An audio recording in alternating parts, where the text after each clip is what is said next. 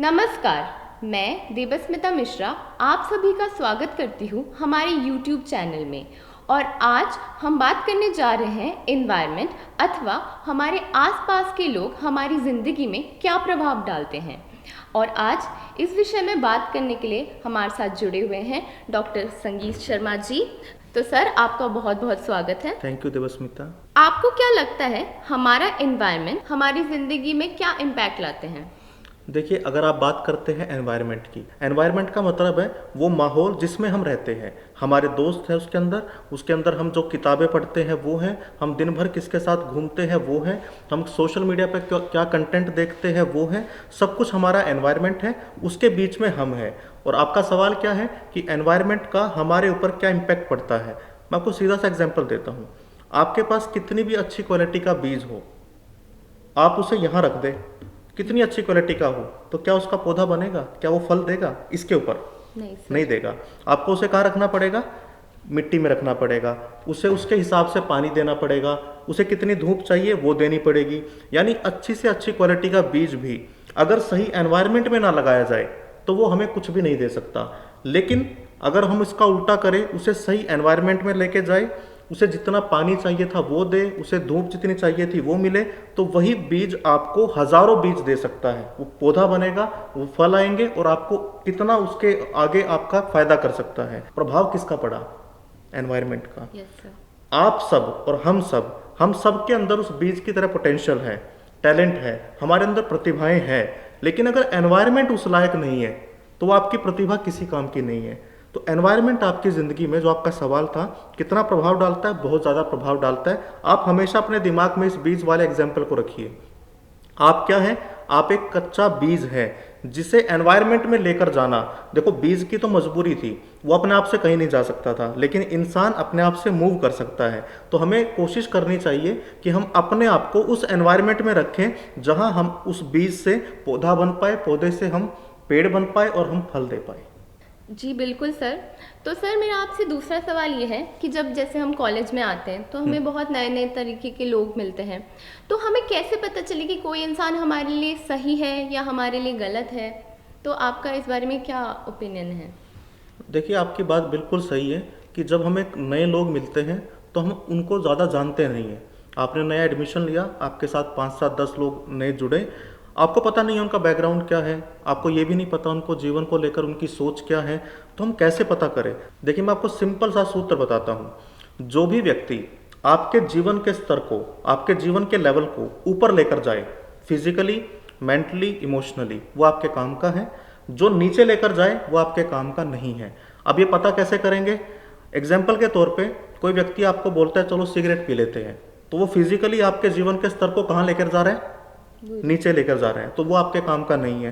कोई आपको बोलता है चलो क्लास बंक करके हम पढ़ते नहीं है, मस्ती करेंगे, आपका इंटेलेक्चुअल क्या है? वो कहाँ जा रहा है? नीचे जा रहा है, डाउन जा रहा है। तो बस आपको ये देखना है कि इस व्यक्ति के साथ बैठकर मेरा इमोशन, मेरा फिजिकल स्टेट, मेरा मेंटल स्टेट ऊपर गया कि नीचे गया। और ये कैसे होगा? जब आप अवेयरनेस रखेंगे, जब आप जागरूकता रखेंगे कि मैं जिसके साथ, कई बार आप ऐसे लोगों के चक्कर में पड़ जाते हैं जो इमोशनली आपको बहुत ज़्यादा नीचे लेकर जाते हैं। आपको पता है कि मुझे नीचे लेकर गया है ये व्यक्ति, इसके साथ आने के बाद मैं दुखी हुआ हूँ, मैं परेशान हुआ हूँ, लेकिन उसके बाद भी हम क्या करते हैं? लैक ऑफ अवेयरनेस में हम उसी रिलेशन को ढोते चले जाते हैं। तो पहला काम तो ये करना है, जो भी व्यक्ति आपके साथ जुड़ा, क्या उसने आपके जीवन के स्तर को ऊपर उठाया? अगर उठाया तो आपके काम का है। क्या वो जीवन के स्तर को नीचे लेकर गया? नहीं, तो फिर आपके काम का नहीं है। वो पता कैसे होगा? अवेयरनेस के साथ। तो सर, जैसे अभी हम बात कर रहे थे कि हमें बहुत सारे नए नए लोग मिलते हैं, तो कभी कभार ऐसा होता है कि हमें कोई पसंद आ जाता है, मतलब हमें उसकी पर्सनालिटी अट्रैक्ट करने लगती है, तो हम यूजुअली ऐसा होता है कि हम उसे कॉपी करना स्टार्ट कर देते हैं।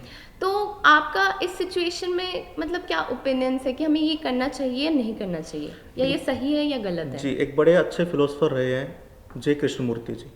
जी उन्होंने एक बहुत अच्छी बात कही है कि आप अगर किसी दूसरे को फॉलो करेंगे ना, तो आप सेकंड हैंड ह्यूमन बीइंग बनेंगे।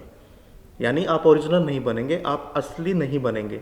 तो ये अब मेरे ऊपर सवाल है कि मैं असली संगीत बनना चाहता हूँ कि मैं नकली देबस्मिता बनना चाहता हूँ। ये फिर मेरा अपने आप से सवाल है। आप किसी दूसरे से उसके गुण लेकर उसे कस्टमाइज कर सकते हैं अपने तरीके से, लेकिन किसी को बिल्कुल हूबहू नकल करना और उससे कुछ सीखना, दोनों में अंतर होता है। मैं सीख सकता हूँ देवस्मिता की अच्छी आदतें, मैं सीख सकता हूँ देवस्मिता ने क्या अच्छा किया और मैं उसे कैसे कर सकता हूँ। लेकिन मैं कोशिश करूँ कि मैं एज इट इज़ देवस्मिता की तरह करूँगा, तो मैं सेकंड हेड देवस्मिता बन गया, मैं असली संगीत नहीं रहा।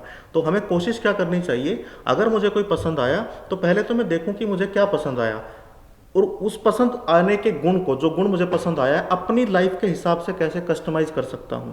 क्योंकि आपका बैकग्राउंड मेरा बैकग्राउंड अलग है, आपके जीवन को लेकर सोच मेरी जीवन को लेकर सोच अलग है, तो हम दोनों अलग अलग एनवायरनमेंट जिस पर हम बात कर रहे थे वहाँ से आए हैं। तो मैं अगर आपको नकल करूँगा तो हो सकता है मेरे एनवायरनमेंट में वो सारी चीज़ें फिट ना बैठे। तो कस्टमाइज करना सीखिए। किसी दूसरे के गुण को चुराने में बुराई नहीं है, लेकिन उस चुराने में भी आपकी इंटेलिजेंट इन्वॉल्व होनी चाहिए। तो आपने बिल्कुल सही बोला। और अभी हाँ, आपने नकल की बात करी, तो सर किसी के साथ गुड रिलेशन मेंटेन करने के लिए तो ज़रूरी है कि हमें उसके अकॉर्डिंग चलना चाहिए, हमें उसकी सारी बातें माननी चाहिए, हम अपना ओपिनियन दे नहीं सकते, या अगर हमें लगे कि वो बंदा सही नहीं बोल रहा तो क्या हमें उसके अगेंस्ट स्टैंड होना चाहिए, लेना चाहिए या नहीं लेना चाहिए? देखिए, सबसे पहली बात तो ये है कि अगर कोई व्यक्ति आपके साथ इसलिए है कि आप उसकी बात मानते हैं, और जिस दिन आपने बात नहीं मानी वो आपसे झगड़ लेता है, तो अब आप बताइए आपके जीवन का स्तर नीचे गया कि ऊपर गया? सर नीचे गया। नीचे गया। तो बस सीधी सी बात है। कोई व्यक्ति आपकी, देखो अक्सर क्या होता है कॉलेज लाइफ में, इनिशियल स्टेज पर जब हम रहते हैं अपनी जीवन की, खासकर जो 15 से 25 की जो एज अपनी है, हमें लगता है कि यार मेरे जीवन में जो भी होगा ना, मैंने इससे प्यार किया है, मैं इसे पसंद करता हूँ, तो इसके अकॉर्डिंग होगा। लेकिन एक जीवन की कड़वी सच्चाई है कि आपका जीवन कभी भी दूसरों की शर्तों पर आप जी नहीं सकते। आप टेम्परेरी जी लोगे, आप 1 साल 2 साल 3 साल, एक दिन तो आपको मना करना पड़ेगा कि भाई बहुत हो गया, मेरा जीवन है, मैं अपने फैसले खुद लूंगा।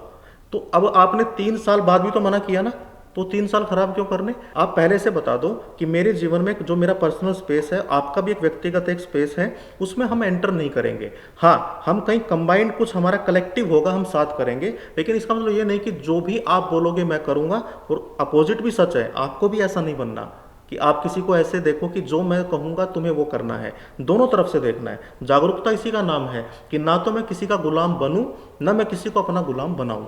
दोनों चीज़ें आपको मेंटेन करके चलनी है। अक्सर क्या होता है कि जब कोई हमारी बात मानता है हमें बिल्कुल अच्छा लगता है, लेकिन जब वो अपोजिट बोलता है कि तुम मेरी बात मानो, हम गुस्सा हो जाते हैं, हमें तो बुरा भी लगता है। तो कहीं ना कहीं हमें देखना है कि कोई भी व्यक्ति अगर हमारी बात मानता है तो बिल्कुल इसकी संभावना है कि एक दिन उसे मना करना पड़ेगा, और मैं किसी की बात मानता हूं तो मुझे भी मना करना पड़ेगा।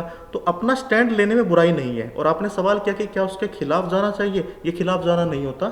इसका मतलब ये होता है कि आपको जागरूकता है कि मुझे कितनी बात इसकी माननी है, कितनी नहीं माननी, क्योंकि कोई दूसरा आपकी लाइफ को आपसे बेहतर नहीं जान सकता। आपके सपनों को, आपकी फीस किसने पे की है? आपके माता पिता ने।